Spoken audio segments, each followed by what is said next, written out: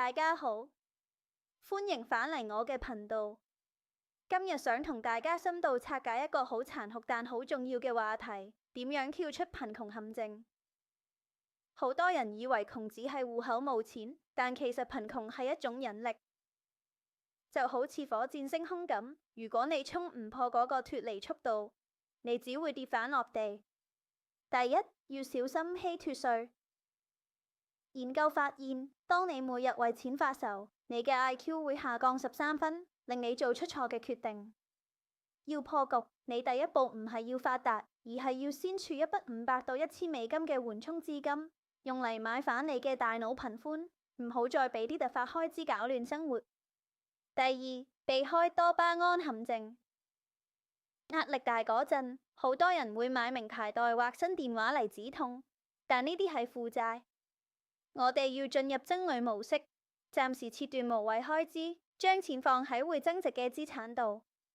第三，打破線性收入。每日得24小時，單靠賣時間係唔會變富裕嘅。你要學識搭加技能，例如做裝修嘅去學埋銷售，令自己變得罕有，收入先可以倍增。第四，注意社交引力。如果你身邊嘅朋友都係怨天尤人，佢哋會好似桶入面嘅蟹咁拉返你落去。你要揾叻人做虛擬導師，多睇書、聽 podcast， 改變你嘅思維系統。最後，利用複利力量。你要由交利息嘅人變成賺利息嘅人，先生存，再累積，最後先可以達到真正嘅財務自由。記住，貧窮嘅鎖鏈往往係喺腦海入面，過籠嘅門其實一直開住，只要你有勇氣行出嚟，你都可以飛得更高。我將呢條片分咗做2部分，首先我哋會詳細拆解佢嘅核心概念，等你可以睇清楚成個大局。之後我會播返原聲錄音，等你可以親耳聽到佢嗰啲傳奇又貼地嘅建議。今日我哋嚟傾下一個可以話係經濟學入邊最硬核嘅主題。留意啦，我哋唔係教你點樣變有錢，講真嗰啲都仲易噶。我哋今日要講嘅其實係一個更加難嘅問題，更根本嘅問題係點樣做先至唔會窮，呢個先至係真真正正最難搞嘅地方。你講到貧窮，你第一時間嚟起咩？係咪就係冇錢？大部分人都係乜嘢？但你知唔知，其實呢個睇法係完全錯晒。貧窮其實真係唔止係你銀行戶口入邊嘅數字咁簡單，佢更加似係一種重力，一種將你死死咁吸住嘅引力。佢係一個陷阱，一個封閉循環系統。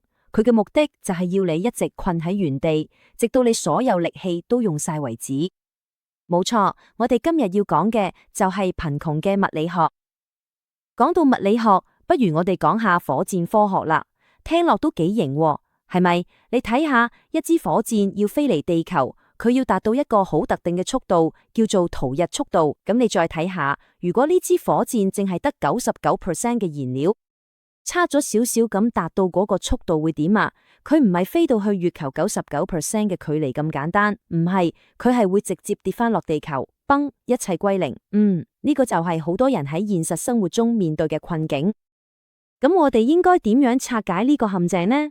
今日我哋會由5個唔同嘅角度嚟詳細嘅嚟清楚㗎。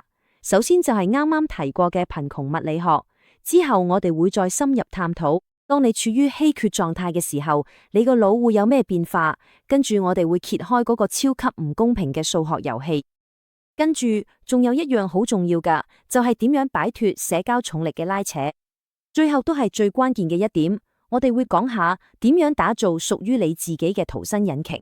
好，第一點，貧窮嘅物理學呢個解釋咁，點解嗰啲話再努力多少少就得嗰啲老生常談，根本冇用。你睇下啦。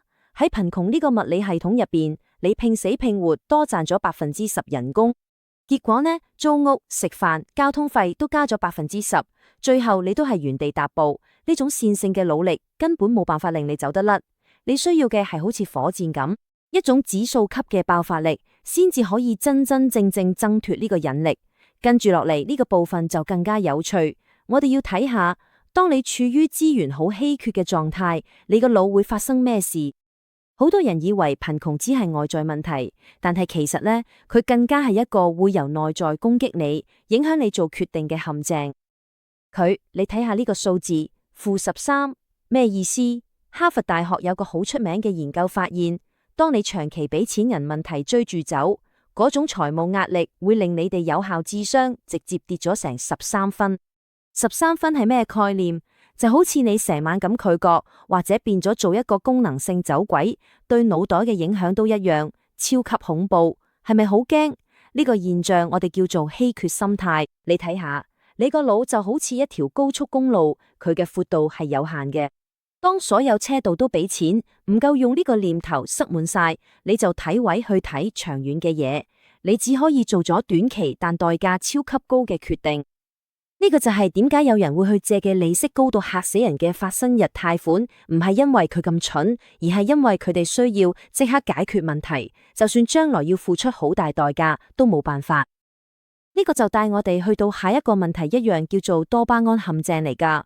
有句說話講得特別好，你可以睇下，強人會當錢係買快樂嘅工具，而有錢人就當錢係買自由嘅工具。你睇下啦，當生活壓力大到喘唔過氣嗰陣，花錢買嘢係咪真係可以帶嚟一啲短暫嘅快樂？嗰種刷卡嘅快感，好似一種自我治療，可以令你暫時忘記現實嘅痛苦。所以呢度最關鍵就係你一定要搞清楚資產同負債嘅分別。好簡單，記住啦，資產就係會幫你袋錢入你袋睇睇，好似一張會派息嘅股票。至於負債呢，就係會不停喺你袋度佢錢走咗佢。例如一個要供分期付款嘅名牌手袋，你睇下，富人成日都睇住點樣可以累積多啲資產，但係佢有困難嘅人，往往唔覺唔覺就累積咗一大堆負債。佢點樣可以打破呢個循環呢？其實有一個方法，呢個方法叫做僧侶模式。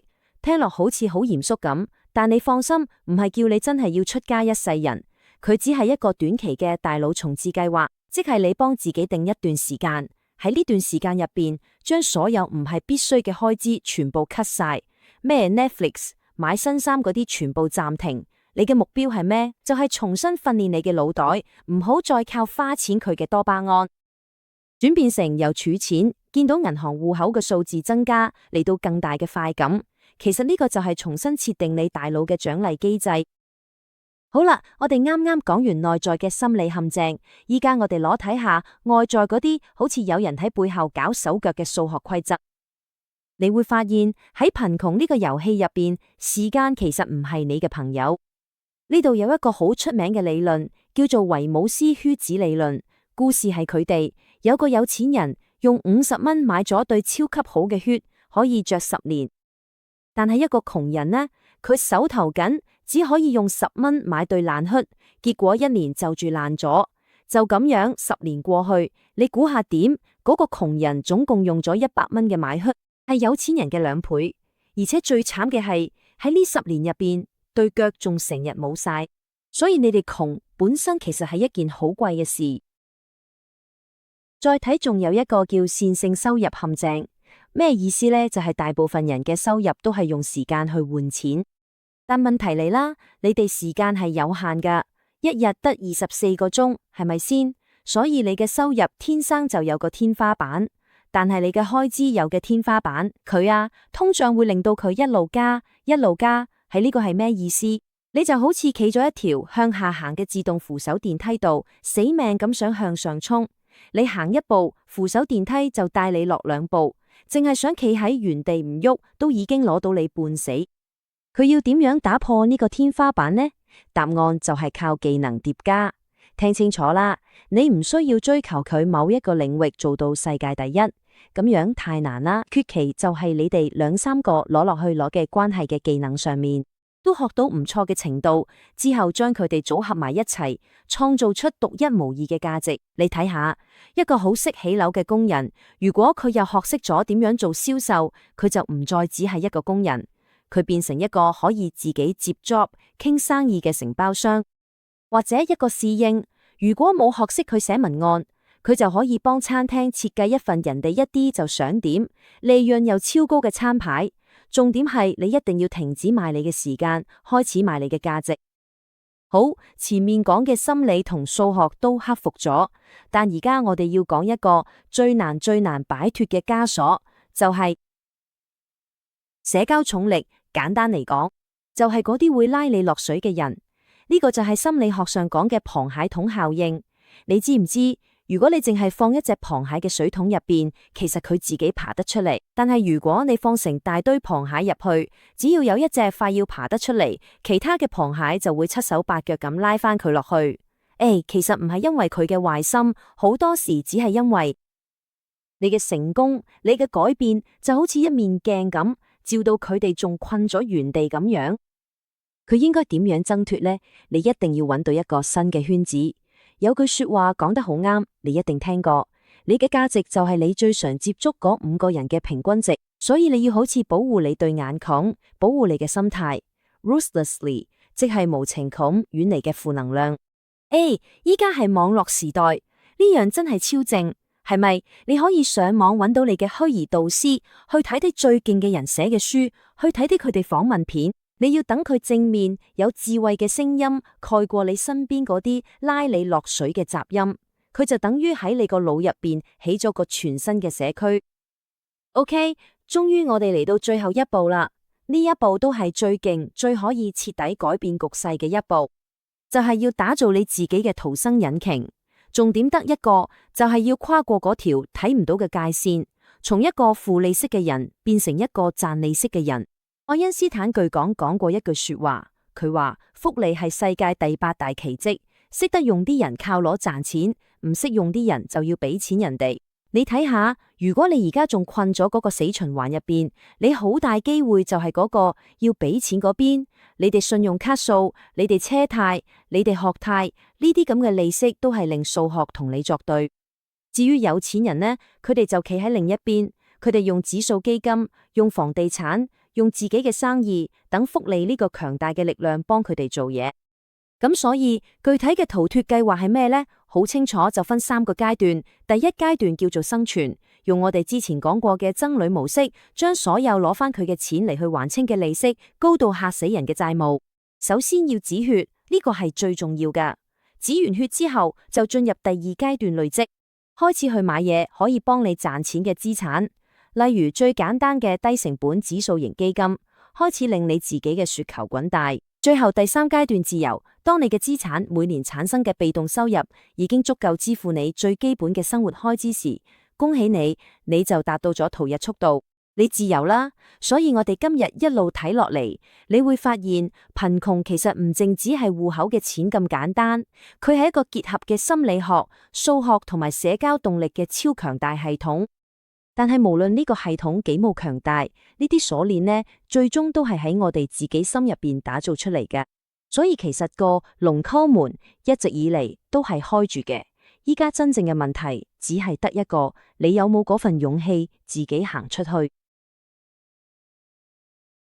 今日我哋要討論經濟學中最難嘅課題。我哋不談點樣致富，嗰只係最簡單嘅部分。我哋將討論如何擺脫貧窮。嗰先至係難點。大多數人認為貧窮就係缺錢，佢哋錯咗啦。貧困唔係銀行賬戶裏邊一個數字，貧困就好似引力一樣無處不在。呢個係一個陷阱，呢個係一個封閉循環系統，專門設計佢困住你，令你不停原地打轉，直到你攞晒力氣，最後死咗。我叫呢個做貧窮物理學。如果你想明白點解自己會卡住，就要明白火箭科學。當火箭想離開地球呢，就要同地心吸力對抗，要進入軌道，火箭一定要達到一個特定嘅速度，我哋叫呢個做逃逸速度。如果火箭用咗 99% 所需嘅燃料，但係佢達到嗰個特定速度，你知唔知會發生咩事？佢唔係去到 99% 去到月球，佢係會跌翻落地球，然後墜毀。呢個就係工人階級發生緊嘅事。你努力工作，儲咗少少錢，想爬出個深坑，好唔容易爬到一半，然後就有佢哋發生。你架車壞咗，你病咗，租金又加咗，重力開始發揮作用。因為你未達到逃逸速度呢，你會跌翻落去最底。其實你會跌得比之前更低，因為而家你冇晒心機，而家你冇晒，而家你剩翻啲燃料都少嘅。所以淨係再努力少少，其實係冇用嘅。喺貧窮嘅物理學入邊，線性嘅努力係得零成果，你需要指數級嘅努力先至可以突破重力束縛。你要明白，其實個制度本身就對你唔公平，唔係因為有陰謀，而係數學問題。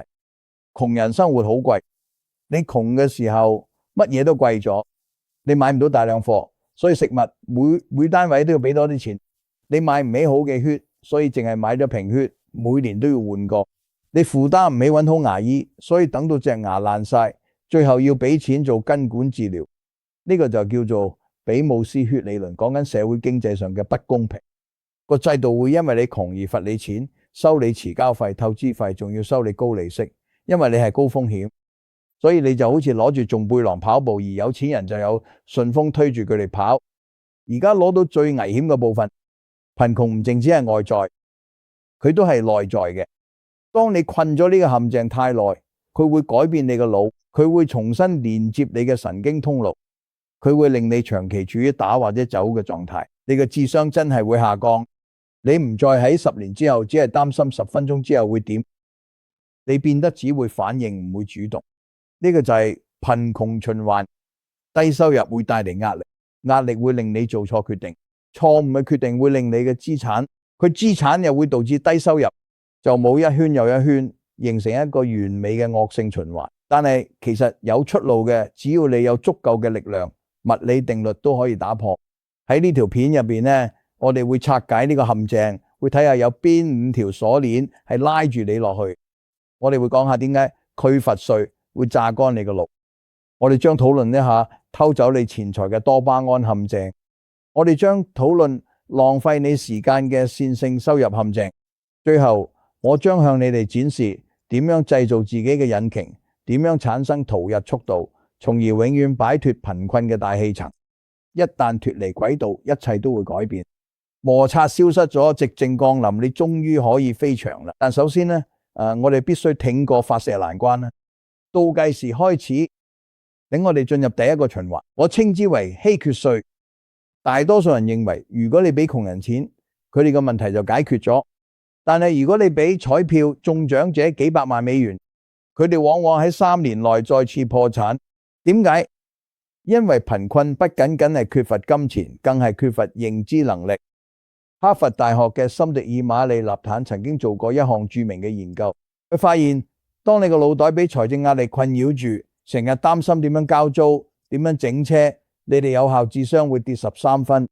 13分呢個影響咧，等同於你24小時佢哋覺，或者好似一個功能性走鬼咁，即係話當你窮嘅時候，你真係用緊一個壞嘅處理器去運作，你用一個處於求生模式嘅腦袋去解決嘅複雜又長遠嘅問題，你睇唔到未來，係因為你忙於應對當下。呢個就稀缺陷阱。當貸款有限嗰陣，你會做出錯誤嘅決定。你之所以選擇高息短期貸款，係因為你急需用錢。你買唔健康嘅食物，係因為而家買呢啲食物平又方便。你並唔笨，你只係太攰啦。系統亦知道呢一點，該系統利用咗呢一點，讓我哋俾你講講維姆斯布茨理論。事情係咁樣嘅，有錢人咧可以買一對50蚊嘅高質靴，呢對靴係可以着10年，所以佢每年只需花5蚊。窮人就買唔起50蚊嘅靴，佢只有10蚊，所以佢只可以買對平價靴。但係平價靴着1年就爛，所以第2年呢，佢又要用10蚊再買一對。再過多1年，10年落嚟，窮人就用咗100蚊買靴，有錢人只用咗50蚊，窮人用咗雙倍嘅錢，但係成日只係對腳冇晒。呢個就係窮人嘅數學。做窮人其實好貴。你要俾遲交費，你要俾透支費，你要俾更高利息。你買廁紙都只能夠買細包裝，買唔起大包裝，所以每張廁紙都貴咗。成個制度就係因為你嘅本錢，所以要你俾多啲錢。咁我哋點樣打破呢個循環？點樣先可以止血？你要建立一個緩衝。你第一個財務目標唔係要變有錢啊，唔係要買樓，唔係要投資股票市場。你唯一嘅目標就係儲到1000蚊，甚至500蚊都得。佢哋另一個戶口冇喐嘅，呢筆錢唔係攞嚟花嘅，呢筆錢係用嚟贖回你嘅大腦嘅。有咗緩衝時間，汽車拋錨只不過係件唔方便嘅事啫。呢個並非一場災難。如果你有足夠嘅積蓄，就唔需要申請發生日貸款，你無需繳納稀缺稅，你唔再對緊急情況做出反應，然後你開始管理佢哋。嗰$1000能夠買到比黃金更有價值嘅嘢，佢能夠為你購買認知帶寬，佢能夠恢復你嘅智商，佢俾你可以安分，佢俾你可以抬頭望遠，睇到前面嘅路。大多數人都想直接跳去投資，咁佢跳過咗呢一步。佢哋就好似想喺沼澤上起摩天大樓咁，你一定要先將沼澤抽乾，你一定要建立緩衝，你要買對可以着10年嘅靴，呢樣嘢需要犧牲啊，要捱幾個月咁辛苦，你可能要過和尚過嘅生活，但你係有原因嚟做嘅，你係為咗買斷自己嘅貧窮稅下嘅自由。而家我哋進入第二個循環，呢個最情緒化嘅一環，我叫呢個做多巴胺陷阱。你大概聽過人哋批評話，如果你窮，點解你會有最新款 iPhone？ 點解你要買咁貴嘅波鞋？點解你屋企有冇食都要出去食？由外邊佢哋好容易批評，但不如我哋睇下生物學。當你困喺貧窮循環入邊，你嘅生活係痛苦嘅。你體內嘅皮質醇啦，即係壓力荷爾蒙啦，長期都係高水平嘅。你會覺得自己好渺小，你會覺得自己好似隱形咁嘅。你個腦不停咁叫緊你要解脫，佢係想你贏一次。咁所以當你行入鋪頭買對新鞋或者買個名牌手袋，你個腦就會釋出一陣多巴胺。有幾分鐘痛苦會消失，有幾分鐘你會覺得自己好成功，你會覺得自己係有價值嘅。呢啲唔係單純嘅消費，呢啲係自我麻醉。你用消費嘅麻痹現實帶嚟嘅痛苦，但係陷阱就係解脫只係暫時，債務就係永久。多巴胺20分鐘就冇晒，但信用卡數可以同你20年。呢個就係有錢人同窮人嘅錢嘅根本分別。窮人覺得錢係用嚟買享受，有錢人覺得錢係用嚟買自由。窮人嚟到500蚊會拒，我可以買咩？有錢人嚟到500蚊會嚟，我可以點投資？我哋叫呢個做資產同負債之分。資產會幫你袋錢入袋，負債就會幫你袋錢出袋。如果你買個名牌手袋，呢個就係負債，你一出鋪頭佢就即刻貶值。如果你買一股股票，呢個就係資產，佢會喺你哋各軍都幫你賺錢。大部分陷入低收入困境嘅人都係被負債淹沒。佢哋有靚車、靚衫、訂閱服務、電子產品，佢哋睇落好似好有錢，但係佢哋每日都冇流失財富，只係滿足多巴胺怪獸，卻餓住自己嘅將來。咁我哋點樣打破呢個循環？點樣先可以戒甩呢啲習慣？你要進入和尚模式，呢段時間係徹底斷捨離，唔係永久，只係幫你大腦嘅獎勵系統喺個暫時重設，維持6個月。你咩都 cut 晒， Netflix 都唔訂，唔再出街食飯，唔買新衫，飲水唔飲汽水，行路唔搭 Uber。你將生活簡化到最基本，得返食物、住屋同基本交通。會好悶，會好辛苦嘅。你嘅朋友可能會笑你，但你要同自己講，我唔係窮，我係緊訓練自己。當你唔再靠花錢嘅多巴胺呢，你個腦就會開始重新連結。你會開始覺得見到自己銀行戶口多啲錢都開心，你會開始儲錢都覺得有滿足感。呢種係另一種多巴胺，呢種就係掌控自己嘅多巴胺。當你發現自己唔需要新電話都可以開心，你咪變得危險，你變得自由，因為個制度再唔可以用啲閃靈令佢哋嘅操控你，你已經打破咗嗰種癮。而家我哋入第3個循環，呢個就係令你成日攞咗嗰個，我叫呢個做線性收入陷阱。大部分人呢都學過一個好簡單嘅人生方程式，時間等於金錢。如果你想賺多啲錢，你就要做多啲工時，你搵多份兼職，你做加班，你週末去揸 Uber。但係呢個方程式有個致命缺陷，時間係有限嘅，你一日得24個鐘，你仲要佢個，即係話你嘅收入數學上有個上限，有個天花板，你點努力都衝唔破。但你嘅開支呢？你個開支係冇上限嘅。呢個就帶我哋去到打工仔嘅無聲殺手通脹。通脹其實係一種稅，專門向賣時間嘅人徵收。政府一印錢，物價就升，麵包價錢又升，油價又升，但你人工有飆升，冇咁快。經濟學家話人工係有黏性嘅，你老細可能等1年甚至2年先加你3%，但係到時通脹已經食咗你8% 嘅購買力。你好似啲落緊樓梯咁自動扶手梯上面跑上去，但部扶手梯行得比你跑得仲快，所以你做多啲嘢，賣多啲工時，連自己個仔生日都錯過咗，你搞到自己身體都壞埋嘅，結果到年尾你其實仲窮過年頭。呢個就係所謂嘅佢哋嘅定義。你唔可以用規矩去贏一場已經被操控嘅遊戲，你要改變嘅遊戲規則。你要唔再賣時間，開始賣價值，你係點做到啊？你逐步積累技能。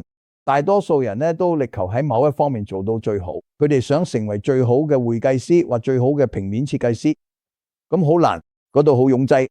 秘訣在於精通2到3項不相關嘅技能，並將佢哋結合起嚟。萊伯特嘅創作者斯科特亞當斯並唔係最優秀嘅藝術家，佢並唔係最幽默嘅作家，佢雖然唔係最有經驗嘅商人，但係佢呢3方面都好出色。當佢將佢技能疊埋一齊，就變得獨一無二，佢變得指數式增長。如果你係低收入工人，唔好淨係去揾第2份翻漢堡包嘅工，佢只係多啲嘅線性收入啫。用你修行模式嘅時間去學第2項技能啦。如果你係建築工人，就去學下銷售啦。咁你就唔淨係做勞工咁簡單，你係一個識得成交嘅承包商。如果你係侍應，就去學下文案寫作啦。咁你就唔淨係送餐咁簡單。你而家係設計嘅可以賣高利潤菜式嘅餐牌，你一定要變咗雙重威脅。當你疊加技能，你嘅收入就唔再同工時掛鈎，你會變得更難被取代，你會變成資產而唔係商品。市場係會為稀有而買單，市場唔會為努力買單。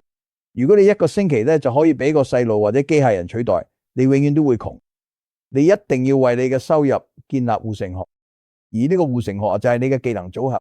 而家我哋進入第4個循環，呢個係最難打破嘅枷鎖。我叫呢個做社交引力。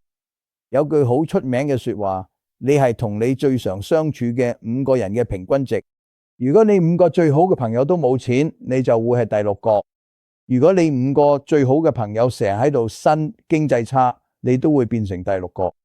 如果你5個最好嘅朋友都冇咩上進心，你都會變成第6個。點解？因為人類本身就係模仿機器。我喺腦入邊有嘅叫做鏡像神經元嚟嘅，我哋會潛意識咁樣去模仿身邊人嘅行為、語言同埋思維模式。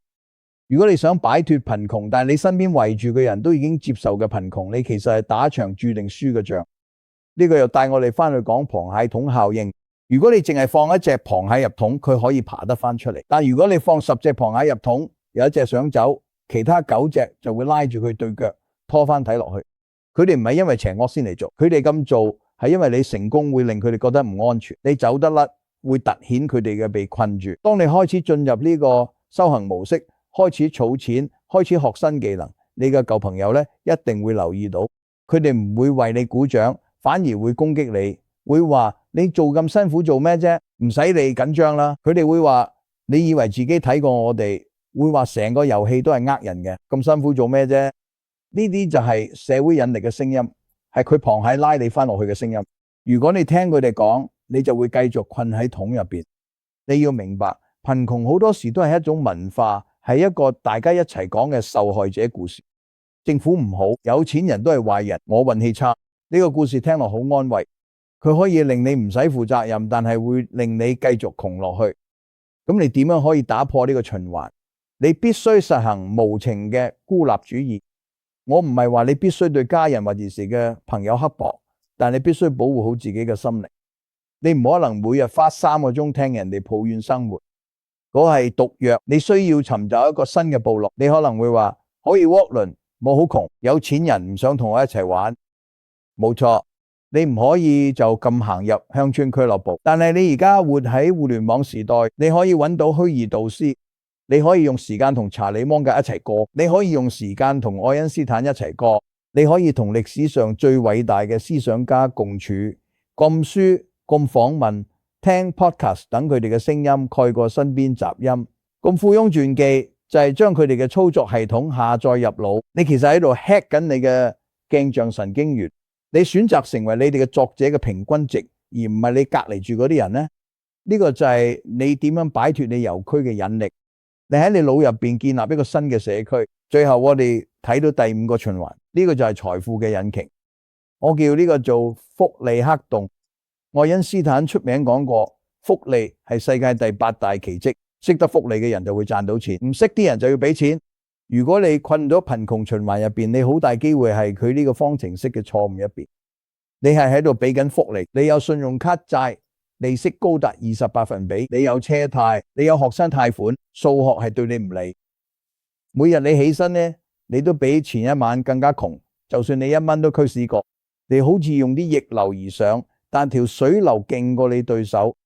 有錢人就喺對面岸，佢哋賺緊複利，投資嘅錢嘅標普500，有物業，有生意，每日嚟咗起身都比前一晚更加有錢，就算成日瞓覺都一樣。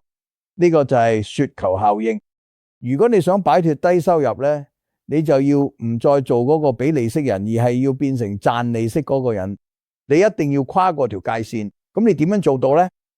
你要跟住3個逃脫階段。第一階段生存，呢個時候你要止血，將開支減到最低，用你苦行僧模式儲落嚟錢去還晒高息債。你要殺死嗰隻吸你血嘅吸血鬼。第二階段呢，累積，呢個時候你開始買資產。我唔係講買樓或者買車，我係講生產性資產。